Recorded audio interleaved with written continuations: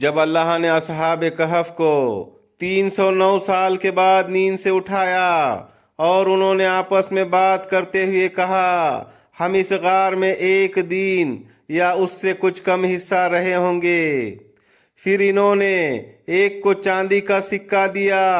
اور کہا شہر سے پاکیزہ کھانا لے کر آؤ، اور اس سے کہا ہوشیاری سے کام کرو، کسی کو ہماری خبر نہ ہونے دینا، اگر ہماری کسی کو خبر ہوئی تو وہ ہمیں قتل کریں گے یا ہمیں اپنے مذہب میں واپس لے جائیں گے، پھر ہم کبھی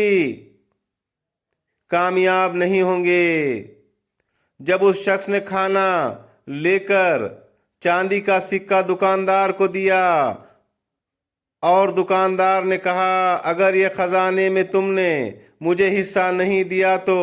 میں تمہیں پکڑا دوں گا، اس نے کہا ہمیں نہیں پتا کہ اسے 300 سال گزرے، ہم اس بادشاہ کے قید سے بھاگے تھے اور غار میں ہم نے پناہ لی اور سو گئے، نیند سے جاگے تو میں کھانا لینے یہاں آیا۔ پھر اس دکاندار نے اسے بادشاہ کے پاس لے گیا۔ اس طرح اہل کہف اور لوگوں کو معلوم ہوا کہ وہ 300 سالوں سے سو رہے تھے۔ لوگوں، قیامت کے دن اٹھنے پر شک نہ کرو، جس طرح اس نے اہل کہف کو